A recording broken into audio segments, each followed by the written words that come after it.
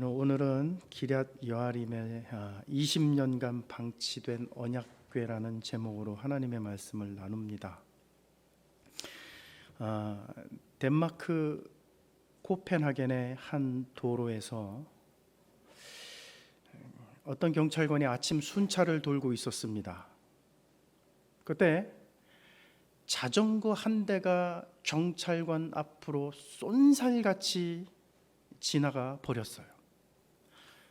경찰관이 무심코 들고 있던 이 속도 측정기 버튼을 그 자전거를 타고 가는 그 사람을 향해 딱 한번 들어봤어요. 버튼을 눌러봤어요.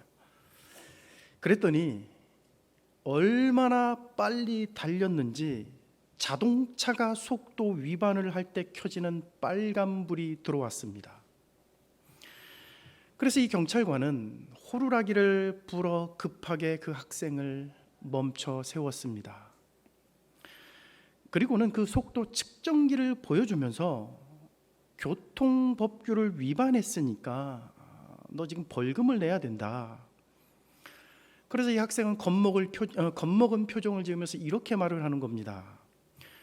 제가요 학교를 가야 되는데 지각할까봐 할 수 없이 무작정 이렇게 지금 달려가고 있는 겁니다. 제가 학교에 지각할까봐 그러니까 저 좀 봐주세요. 그래서 이 경찰관이 이렇게 말을 합니다. 우선 학교에 늦었으니까 너 빨리 학교로 가라. 대신에 나중에 학교로 연락이 갈 거야. 며칠이 지난 후에 학교에 한 자전거 클럽으로부터 편지가 왔습니다. 수많은 사이클 선수를 양성하는 곳이었는데 편지의 내용이 이렇습니다. 우리는 스칼스데일이라고 하는 학생을 우리 사이클 클럽의 회원으로 가입시키고 싶습니다. 일체 훈련비를 무상으로 제공하겠으니 그 학생에게 이 사실을 알려주기 바랍니다. 그리고는 편지 속에 속도 위반 딱지 한 장이 끼워져 있었습니다. 그로부터 이 일이 있은 후로부터 4년 후에 속도 위반 딱지를 받았던 그 학생은 올림픽 사이클 종목에서 금메달을 목에 걸었습니다. 덴마크에서 사이클로 금메달을 딴 선수는 이 사람이 처음이에요. 한 경찰이 그 학생이 자전거를 타고 쏜살같이 지나가는 모습을 보고 그냥 무시하고 속도 위반 스티커만 발부했다면 이런 기적은 일어나지 않았을 겁니다. 그 경찰은 그 학생에게서 자전거를 남들보다 잘 타는 재능을 발견했던 것입니다. 사랑하는 여러분, 오늘 여러분들이 가지고 있는 재능은 무엇입니까? 그 재능이 누군가에 의해 발견되고 사용되어진다면 우리의 인생은 정말 가치 있는 인생이 될 겁니다. 누군가가 나에게 있는 그 재능을 알아보고 그 재능을 사용해 준다면 우리의 인생은 정말 가치 있는 인생이 되는 거예요. 특별히 하나님에 의해 우리의 재능이 사용되어진다면 우리의 인생은 영광스러운 인생이 될 것입니다. 오늘 저와 여러분들이 가진 재능이 하나님 손에 붙들려 쓰임받는 그런 인생이 되시기를 주님의 이름으로 축복합니다. 여러분, 오늘 본문에 보시면 하나님의 언약궤가 기럇 여아림에 이르러 무려 20년 동안 방치되면서 벌어지는 이야기가 나와요. 저는 오늘 이 이야기를 통해서 몇 가지 영적인 교훈을 나누고 싶습니다. 첫째는 뭐냐면 우리는 삶이 없는 형식주의 신앙을 버려야 된다는 겁니다. 여러분 2절을 한번 보세요. 궤가 기럇 여아림에 들어간 날부터 20년 동안 오래 있으니라. 이스라엘 온 족속이 여호와를 사모하니라. 아멘. 여러분 여기 2절 끝에 나오는 이 말씀을 잘 보세요. 이스라엘 족속이 여호와를 사모하니라 이렇게 되어 있는데, 이 사모하니라는 이 단어가 사실은 지나치게 의역을 했습니다. 이게 원래 원문에 이런 뜻이 아니에요. 원래 원문에는요, 슬퍼하고 애곡하니라 이런 말이에요. 이스라엘 온 족속이 하나님 앞에 슬퍼하고 애곡하니라 이런 말이에요. 여러분, 근데 이 구절을 보면 참 이상하게 들립니다. 하나님의 언약궤가 블레셋에 빼앗겼다가 이스라엘 땅으로 돌아왔어요. 우리가 여러분 지난번에 여러분 이 하나님의 말씀을 기억하시죠, 그죠? 하나님의 빼앗겼던 언약궤가 드디어 돌아왔단 말이에요. 블레셋에 빼앗겼던 하나님의 언약궤가 돌아왔어요. 그런데 떠나갔던 이스라엘의 영광이 다시 돌아왔는데, 그러면 여러분 언약궤가 돌아왔으면 이거 정말로 기쁜 일이잖아요. 하나님의 이 빼앗겼던 언약궤가 다시 돌아왔다면 이거 기쁜 일입니다. 그런데 이스라엘 백성들은 지금 하나도 기쁘지 않습니다. 빼앗겼던 언약궤가 다시 이스라엘 땅으로 돌아왔고 기럇 여아림에 20년간이나 머물러 있었어요. 그런데 그 20년 동안 이스라엘은 전혀 기쁘지 않았고 오히려 슬퍼하며 애통했습니다. 왜냐하면 하나님이 그들을 버리신 것처럼 보였기 때문이에요. 여러분 3절을 보세요. 왜 이스라엘 백성들이 언약궤가 돌아왔는데도 불구하고 슬퍼하며 애통해했는지를 보여주는 말씀이 3절에 나와요. 보세요 여러분. 사무엘이 이스라엘 온 족속에게 말하여 이르되 만일 너희가 전심으로 여호와께 돌아오려거든 이방신들과 아스다롯을 너희 중에서 제거하고 너희 마음을 여호와께 향하여 그만을 섬기라. 그리하면 너희를 블레셋 사람의 손에서 건져내시리라. 아멘. 여러분 이 구절의 끝을 보세요. 뭐라고 말을 합니까? 그만을 섬기라. 그러니까 하나님만을 섬기라. 그러면서 하는 말이 그리하면 너희를 블레셋 사람의 손에서 건져내시리라 그래요. 여러분 이게 무슨 얘기입니까? 하나님의 언약궤가 이스라엘 땅으로 돌아오기는 했지만 이스라엘은 여전히 블레셋의 손 아래 있었다는 얘기예요. 다시 말하면 이스라엘은 여전히 블레셋의 침략과 압박으로 지금 고통받고 있다는 얘기예요. 하나님의 언약궤가 돌아왔습니다. 하나님의 영광이 돌아왔어요. 그런데 여전히 블레셋의 공격을 받고 있고 블레셋 때문에 큰 고통을 받고 있다는 얘기입니다. 여러분 하나님의 언약궤가 돌아오면 뭐합니까? 이스라엘은 여전히 블레셋의 공격을 받고 있고 억압을 당하고 있어요. 언약궤가 기럇 여아림 땅에 여러분 20년 동안 머물러 있으면 뭐합니까? 이스라엘은 여전히 언약궤를 빼앗기기 이전에 블레셋의 침략을 당하던 때와 하나도 달라진 것이 없습니다. 똑같아요. 언약궤를 빼앗겼을 때나 언약궤를 가져왔을 때나 지금 똑같아요. 똑같이 블레셋의 침략을 받고 있고 똑같이 블레셋 때문에 지금 큰 압박과 고통을 당하고 있어요. 그들은 여전히 침략을 당하고 그들은 여전히 큰 고통 가운데 있었습니다. 지금 이스라엘이 당하는 고통과 아픔은 여러분 하나님의 언약궤가 있고 없고의 문제가 아니에요. 언약궤가 있어도 블레셋의 침략은 여전히 계속되었고 그로 인해 당하는 고통과 아픔은 사라지지 않았습니다. 여러분 이스라엘 백성들의 가장 큰 신앙의 문제가 뭡니까? 여러분 우리가 이미 사무엘상 4장에 나오는 이 블레셋과의 이 전투를 통해서 이스라엘의 심각한 문제가 무엇인지를 그때 여러분 우리가 확인을 했어요. 블레셋과의 첫 번째 전투에서 이스라엘 백성들이 패하자 하나님의 언약궤가 없어서 그래갖고 실로에 있는 언약궤를 가져왔단 말이에요. 여러분 기억나시죠? 여러분 왜 가져온 겁니까?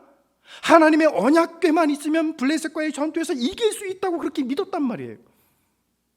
그런데 여러분 결과가 어떻게 됐습니까? 하나님의 언약궤를 가져왔는데 결과가 어떻게 됐어요? 첫 번째 전투보다 무려 여러분 이 더 많은 8배나 더 많은 3만 명이나 되는 그런 군사들이 거기서 죽었어요. 그럼 여러분, 그 전투를 통해 가지고 이스라엘 백성들의 패배는 언약궤가 있고 없고의 문제가 아니라는 것이 증명되었습니다.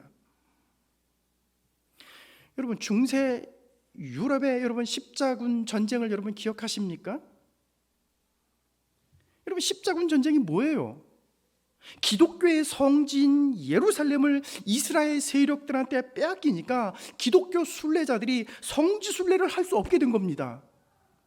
그래서 이 성지를 탈환하고자 하는 뜻에서 여러분, 십자가 깃발을 높이 들고 일어난 전쟁이 십자군 전쟁이에요. 그 십자군 전쟁을 무려 여러분 9번을 했습니다. 무려 한 300~400년 동안 이 9차까지 여러분 이 엄청나게 오랜 세월 동안 그 십자군 전쟁을 했어요. 그런데 그 중에 여러분 제4차 십자군 전쟁 이후에 1212년경입니다. 그때 여러분 소년 십자군이라는 것을 조직을 했습니다.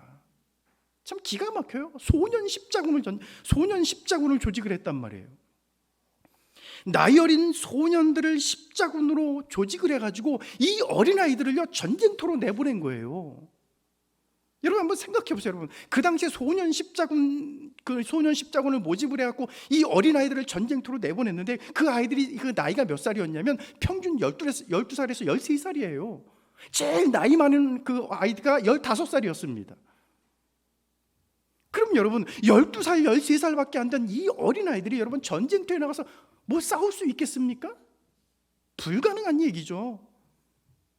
그런데도 이 어린 소년 십자군을 무려 3만 명을 조직해가지고 이 전쟁터로 내보낸 겁니다.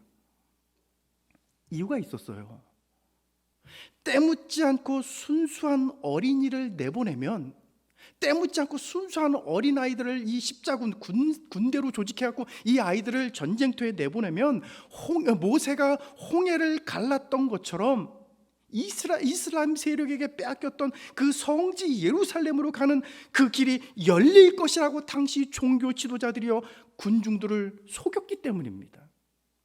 이 때묻지 않은 순수한 아이들을 내보내면 모세가 홍해를 가른 것처럼 저 성지 예루살렘으로 가는 그 길도 하나님이 열게 해주실 것이다. 그래서 이 아이들을 내보냈단 말이에요. 사람들이 그걸 다 믿었죠. 결과는 3만 명의 어린이 십자군 중에 살아서 돌아온 아이들이 불과 몇십 명에 불과했습니다. 처참하게 죽었습니다. 그 엄청나게 많은 그 어린 소년 십자군들이요 전쟁터에 나가서 여러분 이 칼 한 번 휘둘러 보지 못하고 거의 다 무참하게 살해당했어요. 끔찍한 대패였습니다.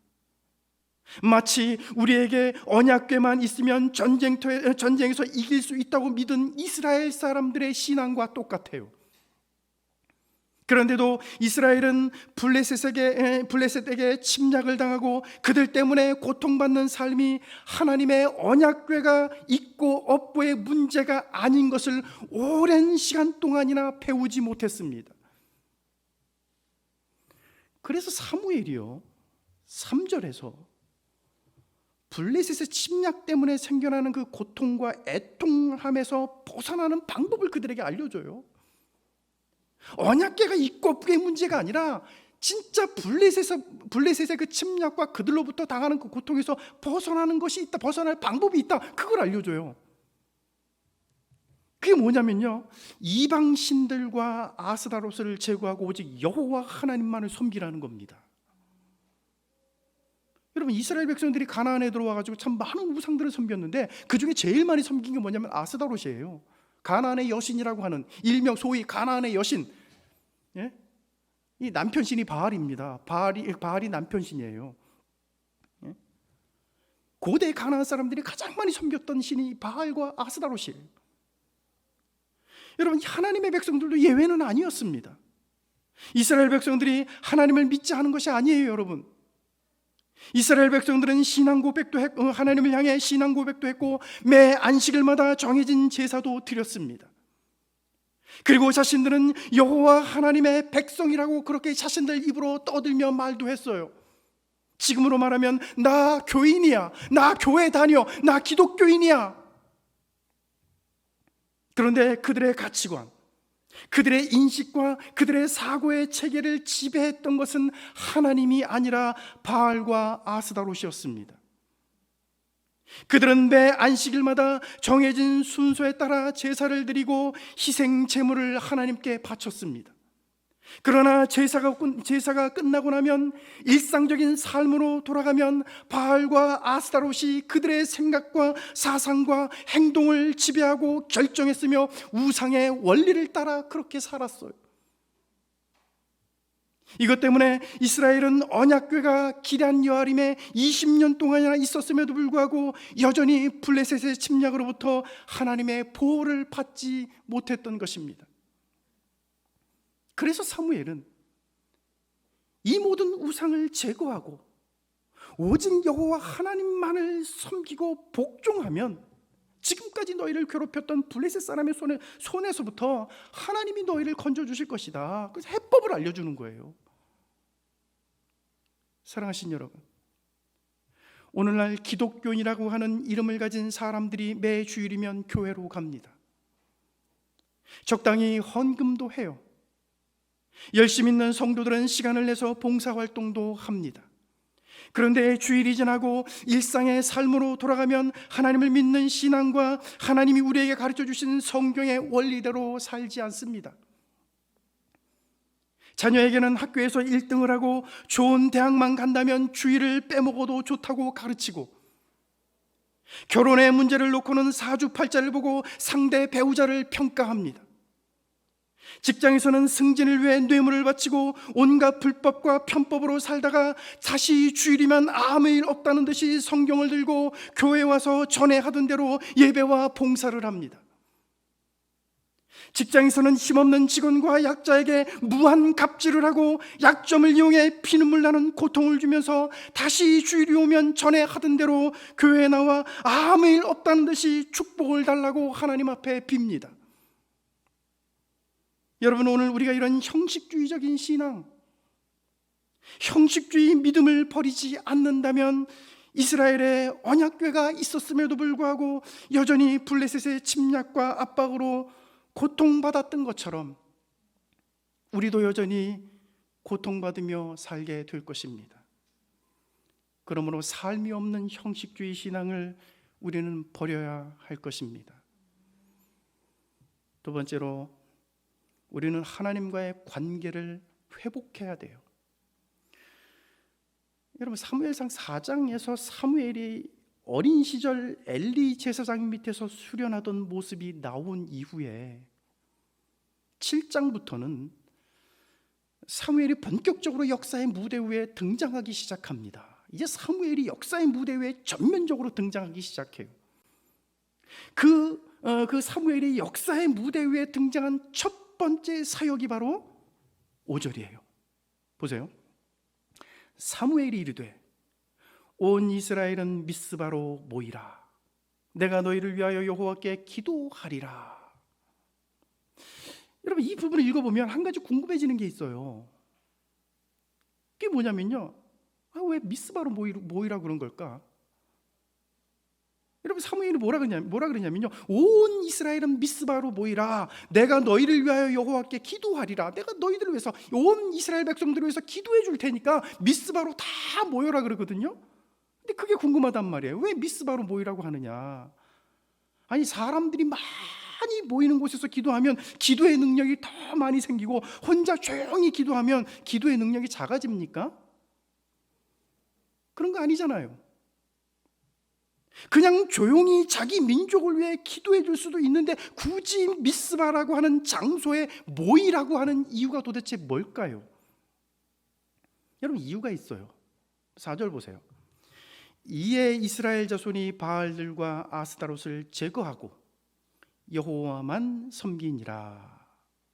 여러분, 여기 보면 이스라엘 백성들은 그동안 섬겨오던 우상을 버리고 여호와 하나님을 섬기는 삶으로 바뀌었어요. 블레셋을 이 바알과 아스타롯을 섬기다가 이제 여호와 하나님을 섬기는 삶으로 이제 삶이 바뀌었어요. 여러분, 그리고 6절을 보세요. 6절 다 같이 한번 6절 한번 읽어볼게요. 시작.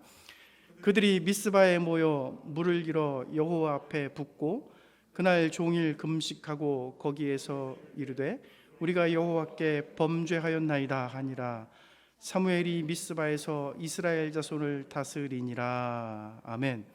여러분, 여기 보면 사무엘이 미스바에서 이스라엘 자손을 다스리니라, 다스렸다는 말이 나와요. 여러분, 본래 이 말은요, 다스렸다는 이 말은요, 본래 사무엘이 이스라엘의 공식적인 사사가 되었다, 이런 말이에요. 사무엘이 이제 본격적으로 이스라엘의 공식적인 사사가 되었다, 이런 말입니다. 그러니까 미스바 광장에 온 이스라엘 백성들을 모아놓은 이유는요, 사무엘의 공식적인 사사 취임식을 위한 것이었습니다. 즉 하나님이 온 이스라엘 백성들을 위해 지금 그 위에 이 사무엘을 세우셨음을 지금 보여주기 위한 거예요. 그러면서 동시에 한 가지 이유가 더 있습니다. 그러면서 동시에 이것은 이스라엘 백성들이 그동안 섬겨오던 우상을 버리고 오직 여호와 하나님만 섬기는 삶으로 바뀐 것에 대한 그 보답으로 하나님이 사무엘을 통해 이스라엘을 다스려 주겠다고 하는 선포식이기도 했습니다. 두 가지가 같이 있는 거예요. 사사 취임식과 하나님이 이제 내 백성을 지켜주겠다, 보호해주겠다고 하는 선포식이에요. 여러분, 이것을 다른 말로 표현하면요, 관계의 회복입니다. 하나님과 관계가 이제 회복된 거예요. 예? 이스라엘과 하나님과의 관계가 이제는 정지가 됐어요. 깨끗이 회복이 됐어요. 이스라엘은 우상을 버리고 오직 하나님만을 섬기기로 한 것이고, 하나님은 사무엘을 세워 이스라엘을 다스려 주겠다고 이제는 관계가 회복된 거예요. 그것을 증명하는 사건이 그 뒤에 나옵니다. 여러분, 7절과 10절을 보세요. 이스라엘 자손이 미스바에 모였다 함을 블레셋 사람들이 듣고 그들의 방백들이 이스라엘을 치러 올라온지라. 이스라엘 자손들이 듣고 블레셋 사람들을 두려워하여. 그 다음에 여러분 그 10절 보세요. 사무엘이 번제를 드릴 때 블레셋 사람이 이스라엘과 싸우려고 가까이 오매 그날에 여호와께서 블레셋 사람에게 큰 우레를 발하여 그들을 어지럽게 하시니 그들이 이스라엘 앞에 패한지라. 아멘. 여러분, 이스라엘 백성들이요, 미스바 광장에 모였을 때 그때 하필이면 블레셋 군대가 쳐들어옵니다. 그런데 블레셋이 정말 기가 막힌 타이밍에 지금 이스라엘 백성들을 지금 공격해 들어온 거예요. 정말 기가 막힌 타이밍입니다. 언제 쳐들어온 겁니까? 이 사무엘과 온 이스라엘 백성들이 미스바에 모여 하나님께 지금 번제를 드릴 때, 하나님 예배할 때 여러분, 이 블레셋의 군사들이 공격해 들어와요. 이스라엘의 입장에서 보면 예배를 드리는 중에 치명적인 지금 공격을 받게 된 거예요. 이스라엘은요, 지금 싸울 준비가 하나도 돼 있지 않았습니다. 가만히 예배를 드리다가 적의 공격을 받아 모두가 다 몰살될 그런 위기의 상황인 거예요. 그런데 여러분, 어떤 일이 벌어집니까? 하나님이 블레셋 사람들에게 큰 우레를 보내셨습니다. 그들을 큰 혼돈에 빠지게 만들어 이스라엘이 그들의 공격을 물리치도록 만들어 주셨어요. 여러분, 지금 그 이전에 블레셋과의 싸움은 어땠습니까, 여러분? 제사장이 하나님의 언약궤를 직접 전쟁터로 가지고 나갔어도 이스라엘은 패배했습니다. 수만 명의 이스라엘 백성들이 죽어 나가는데도 하나님은 그들을 돕지 않으셨어요. 하나님은 침묵했습니다. 당신의 백성들이 죽어 나가는데도 하나님은 눈 하나 깜짝 안 했어요. 그런데 여러분, 지금은 어떻게 달라졌습니까? 이스라엘 백성들이 싸울 준비가 되어 있지도 않았지만 하나님이 친히 적들을 막아주셨습니다. 여러분, 무엇이 달라졌습니까? 뭐가 바뀐 거예요? 이전에 블레셋과의 싸움과 지금 블레셋과의 싸움의 차이가 여러분 무엇입니까? 그것은요, 하나님과의 관계의 회복이에요. 전에는 가나안의 여신인 아스다롯을 섬겼고 바알을 숭배했습니다. 그러나 지금은 그 모든 우상을 버리고 오직 하나님만을 섬기는 삶으로 바뀌었어요. 이렇게 하나님과의 관계가 회복이 되니까 하나님은 이스라엘을 괴롭히는 적들을 물리쳐 주시고 이스라엘을 지켜주시는 거예요. 사랑하신 여러분, 오늘 우리의 삶을 한번 돌아보시기 바랍니다. 삶에 평안이 없이 끊임없이 고통을 받고 살아가는 그런 분이 계십니까? 혹시 하나님과의 관계 회복이 이루어지지 않았기 때문은 아닐까요? 오늘 이 시간 하나님과의 관계를 회복하는 저와 여러분들이 다 되시기를 주님의 이름으로 축복합니다. 오직 하나님만을 섬기는 저와 여러분들이 되시기를 바랍니다. 마지막 세 번째요.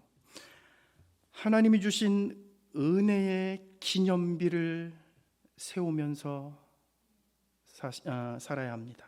12절을 보세요. 사무엘이 돌을 취하여 미스바와 센 사이에 세워 이르되 여호와께서 여기까지 우리를 도우셨다 하고 그 이름을 에베네셀이라 하니라. 아멘.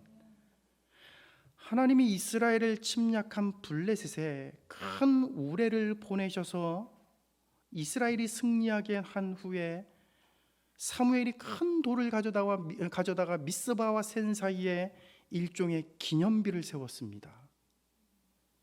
그리고 그 기념비의 이름을 가리켜서 에베네셀이라고 불렀어요. 에베네셀. 우리가 잘 아는 그 말입니다, 여러분. 에베네셀.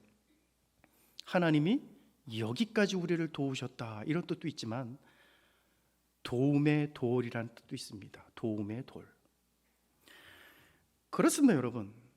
사무엘이 미스바와 센 사이에 세운 돌은 평범한 돌이 아니에요. 하나님이 이스라엘을 도우셔서 블레셋과의 싸움에서 승리하도록 하셨음을 기억하게 만드는 돌이었습니다. 그렇다면 여러분, 왜 사무엘은 이 큰 돌을 가져다가 미스바와 센 사이에 기념비를 세웠을까요? 결론부터 말하자면 하나님이 주신 은혜를 잊지 않고 기억하도록 하기 위해서입니다. 사람들은요, 미스바와 센 사이를 지나갈 때마다 그 돌을 보게 될 겁니다. 그리고 그 돌을 볼 때마다 하나님이 우리를 도우셨지, 하나님이 그때 블레셋과의 그 전쟁에서 우리를 보내셔서 하나님이 그 전쟁에서 우리로 하여금 승리하게 하셨지, 그것을 기억하게 될 거예요. 성경에 보면 이스라엘 백성들이 세운 기념비가 몇 번 나옵니다. 그 대표적인 것이 여호수아 4장에 나오는 기념비입니다. 거기 보면 이스라엘은 약속의 땅 가나안을 눈앞에 두고 요단강이 그 앞을 가로막고 있어서 더 이상 앞으로 전진할 수가 없었습니다. 그때 하나님이 흘러넘치는 요단강물을 멈춰 벽처럼 세워서 그 한가운데를 마른 땅처럼 걸어서 지나갈 수 있는 그런 기적을 이스라엘 백성들한테 베풀어 주셨습니다. 그 후에 여호수아는 요단강을 건넌 것을 기억하기 위해 여리고에서 가져온 돌 12개를 가져와 기념비를 길갈에 세웠습니다. 그리고 여호수아 4장 21절 22절에서 여호수아는 그때 이렇게 말을 해요. 후일에 너희 자손들이 그들의 아버지에게 묻기를 이 돌들이 무슨 뜻이니까 하거든 너희는 너희의 후손들에게 알게 하여 이르기를 이스라엘이 마른 땅을 밟고 이 요단을 건넜음이라. 아멘. 여러분, 무슨 얘기일까요? 인생의 위기와 결정적인 고비의 순간에 하나님이 주신 은혜, 하나님이 주신 그 도움, 하나님이 주신 축복을 기억하고 후손들에게 가르치기 위해 기념비를 세우도록 했다는 것입니다. 여러분, 오늘 본문의 이야기도 마찬가지예요. 사무엘이 미스바와 센 사이에 큰 돌을 가져와 기념비를 세우도록 한 것은 하나님이 블레셋과의 싸움에서 어떻게 도와주셨는지, 하나님이 주신 은혜와 축복이 무엇이었는지를 기억하고 후손들에게 가르치기 위한 것이었습니다. 어떤 내성적인 아이가 있었습니다. 얼마나 내성적이었냐면 집에 손님이 오면 부끄러워서 인사도 못하고 항상 숨어서 나오지도 못했던 그런 어린 아이였어요. 이 아이가 초등학교 2학년 때 일입니다. 수업 중에 화장실이 가고 싶었습니다. 손을 들고 선생님에게 말하고 싶었지만 차마 용기가 나지 않았어요. 선생님, 저 화장실 다녀올게요. 그 말이 입에서 떨어지지가 않는 거예요. 너무나 내성적인 아이라서요. 그래서 이 아이는요, 그 수업 시간에 화장실 가고 싶다는 말을 못하고 속으로 계속 뭐라 그랬냐면, 야, 쉬는 시간아 빨리 와라, 제발 좀 수업 좀 빨리 끝나라, 좀만 참아야지. 그러면서 다리를 꽉 하면서 계속해서 이 화장실을 가지 못하고 참았어요. 그러다가 결국 오줌보가 터지고 말았습니다. 옆에 있는 짝꿍이 그것을 보고 킥킥거리면서 막 비웃었어요. 그러면서 이 옆에 있는 짝꿍이 뭐라 그랬냐면, 선생님, 얘 오줌 쌌대요. 그러니까 그걸 본 옆에 있는 다른 친구들이 오줌 싼 그 아이를 보면서 다 수근수근거리며 제 오줌 쌌다고 전부 다 그렇게 옆에서 수근수근거리는 거예요. 이 아이는 어찌할 바를 몰라 얼굴만 붉히고 고개를 들지 못했습니다. 그때 앞에 계시던 선생님이 자기 앞으로 오는 것을 봤어요. 이 아이는 두려웠습니다. 혹시 선생님이 나를 혼내면 어떻게 하지? 내가 오줌 싼 것을 여기 있는 우리 반 친구들한테 공개적으로 나를 망신을 주면 어떡하지? 선생님이 가까이 오는 것이 두려웠습니다. 무서웠어요. 그런데 선생님 가까이 오더니 갑자기 팔을 걷어붙이고 걸레로 바닥을 닦기 시작했습니다. 그리고는 책상에 둔 빵 봉지를 가리키며 이렇게 말을 했습니다. 누가 봉지에 물을 채워서 이 자리에 갖다 놨어? 누가 빵 봉지에 물 채워가지고 여기다 갖다 놨어? 어떤 놈이 우리 이 아이 밑에다가 이 물을 갖다 쏟은 거야. 선생님이 그렇게 말을 하는 거예요. 그 순간 교실이 조용해졌습니다. 그 아이를 비난하고 킥킥거리며 웃던 많은 그 친구들이 다 조용해졌어요. 그런 일이 있은 후 20년이 지난 지금, 그 아이는 20년이 지난 그 당시의 일을, 그 선생님을 기억하고 그 당시 일을 기억하면서 그 아이가 20년이 지난 지금 뭐라고 고백을 하냐면, 나의 실수를 지혜롭게 덮어준 저 용인 수지의 신봉초등학교 2학년 3반 땡땡땡 선생님, 옛날에 선생님이 나의 실수를 덮어주고 사랑으로 나를 감싸준 거 다 기억합니다. 선생님, 20년이 지난 지금 너무나 고맙고 감사합니다. 선생님 정말 보고 싶어요. 하고 어떤 잡지에 이분이 글을 이렇게 올렸어요. 사랑하신 여러분, 사람에게 받은 은혜도 이처럼 잊지 않고 오래도록 기억합니다. 사람한테 받은 은혜도 20년이 지난 지금도 기억을 해요. 하물며 전능하신 하나님, 창조주 하나님께 받은 은혜와 축복을 우리가 어떻게 기억하지 못하고 잊으며 살 수 있겠습니까? 오늘 우리도 하나님이 내게 베풀어 주신 은혜를 기억하기 위해 은혜의 기념비를 한번 세워봅시다. 하나님이 나를 크게 도우셨던 날을 기념하는 날을 정해서 1년에 한 번씩 그 날을 기념하는 것도 좋아요. 아니면 주님의 큰 은혜를 경험한 날을 제2의 생일로 정해놓는 것도 괜찮을 것 같아요. 오늘 저와 여러분들이 하나님께 받은 은혜를 한평생 기억하고 우리의 후손들에게도 전해줄 수 있는 은혜의 기념비를 세우는 저와 여러분들이 다 되시기를 주님의 이름으로 축원합니다. 기도하겠습니다.